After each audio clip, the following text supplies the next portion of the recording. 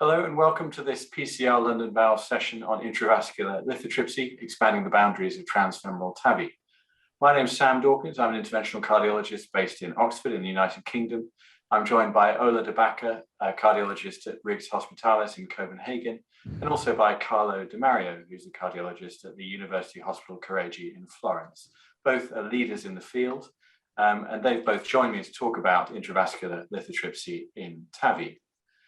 The COVID pandemic has certainly changed the way we do many things, including around TAVI. In Oxford, our non-femoral TAVI rates have reduced dramatically, partly due to challenges around anesthesia and beds, and particularly because of the availability of adjunctive therapies to handle challenging vascular access.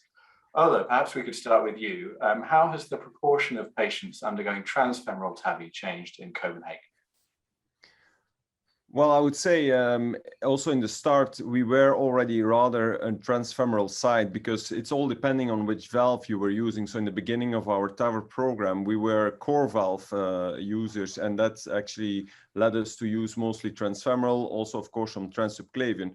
But it's true, we have had the same evolution that we went from general anesthesia to local anesthesia to fully percutaneous approach.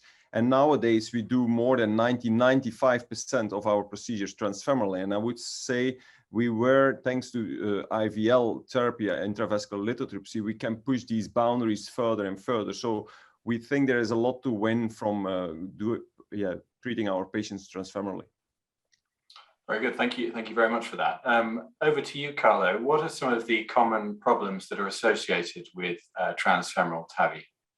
Well, Sam, first of all, remember the new guidelines stated only transfemoral TAVI is preferable to surgery in patients with degenerative aortic valve stenosis, but we do have 10-15% of cases, and these are especially present in older patients who are the most likely to benefit from TAVI over surgery, where transfemoral TAVI is precluded by the stent of peripheral calcification.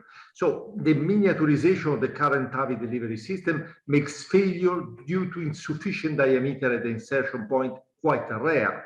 But the issue most of the times lies in the external or common iliac artery.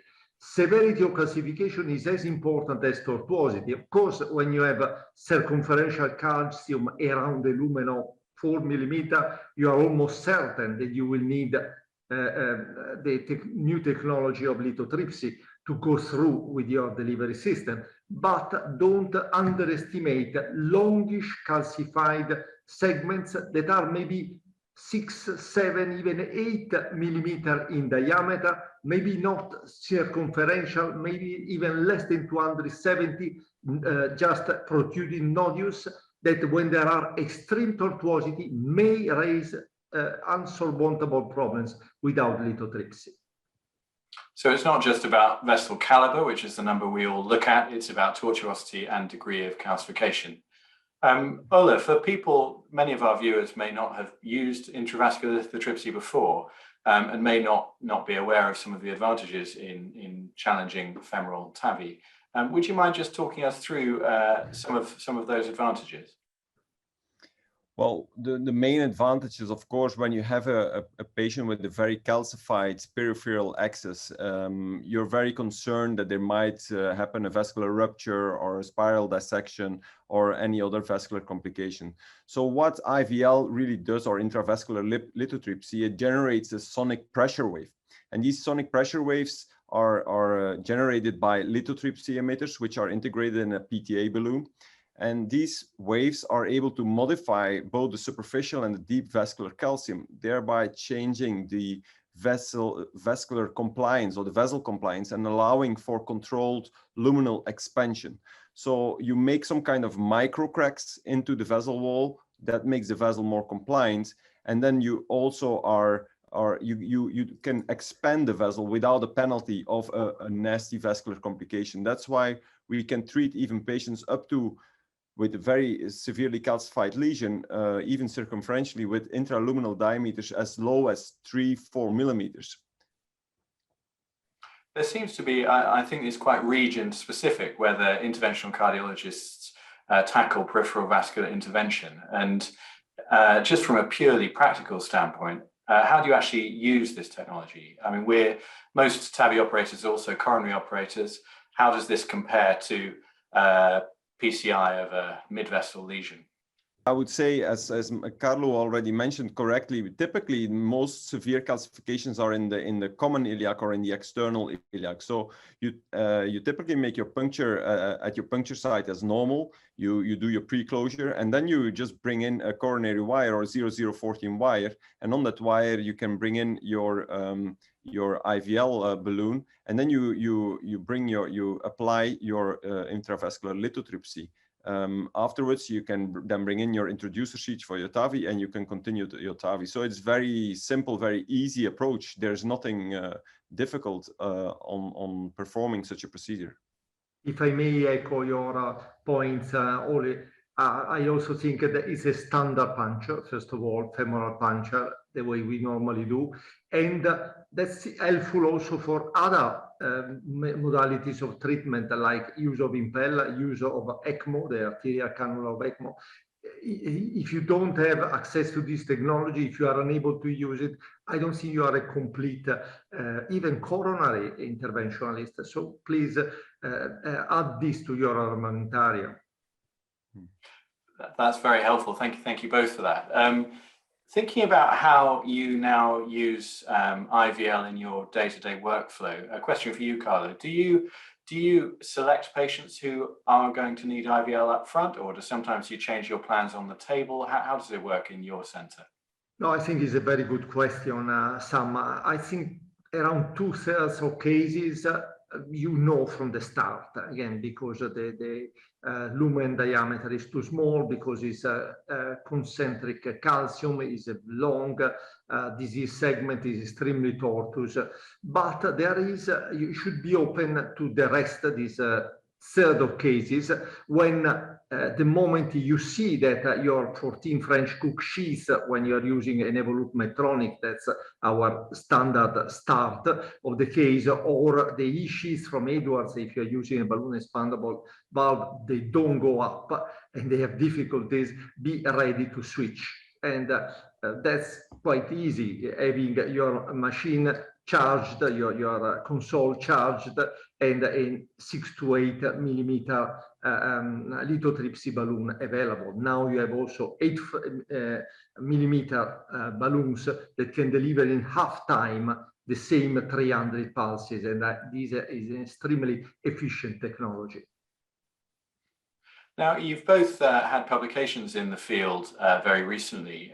Starting with you, Ole, would you perhaps tell me something about what you did and what the key findings were? Well, we reported about our early experience with IVL-assisted transfemoral TAVI, and we had 50 patients with IVL-assisted transfemoral TAVI in Copenhagen over the last 3 years we treated. Maybe interesting to say is that I would say 35 of these 50 patients would have never been treated transfemorally if we would not have had the technology of IVL. 15 of them were kind of borderline cases, which we would have maybe still pushed transfemorally, but of course then with a higher risk of complications. So that's maybe interesting to know. What did it show? Well, it showed actually that the technology and the approach is very safe. We had also very successful, 100% successful delivery of the TAVI devices. So that's very nice. We had only in 1 out of 50 and still a vascular complication at one of the IVL treated lesions, but that was easily catched up percutaneously. And of course, you have to know these are very, very diseased patients. They have severe peripheral vascular disease. And that also makes that they have not typically only vascular disease on the common or external iliac, but sometimes they have also more calcifications or they're more diseased even at the puncture site. Still, that does not withhold us in Copenhagen to do these cases by fully percutaneous transfemoral approach. What we then do is that we always have kind of a safety wire, either contra or ipsilateral, so we can catch up complications at the puncture site. This is unrelated to the IVL therapy, but you have to know you're working into much more diseased patients with peripheral vascular disease. So vascular closure device failure is also more often, as we showed. We had that in 10 to 15% of our patients.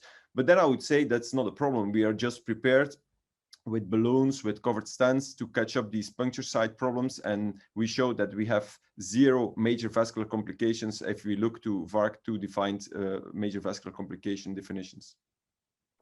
Yeah, there's some pretty impressive results there, and it illustrates also the way we all try to think in these procedures of being 2 steps ahead. I like the idea of a safety wire in these complex femoral cases. Yeah. Same question to you, Carlo. From your recent publication, tell us some of the key findings that you came to. Well, we added to the cases of Copenhagen, the cases we perform in Florence and in the few other high volume Italian and French centers. And we basically had similar findings in terms of complete success and very limited number of complications. I think what is most impressive in that the increase in number of lithotripsy cases mirrors the reduction of the non-transfemoral cases that were performed in the various centers. And again, you can reach a sort of minimum of 3–4% in the most recent experience, which I think is pretty remarkable. Yeah, I mean, really striking to have in others cohort that number of patients who would never even be considered for transfemoral TAVI without this technology. I mean, why nowadays, still for you, Carlo, why are we moving away from alternate access TAVI? What are the downsides? Should we be doing very difficult femoral, or is it easier to do slightly less difficult axillary, for example?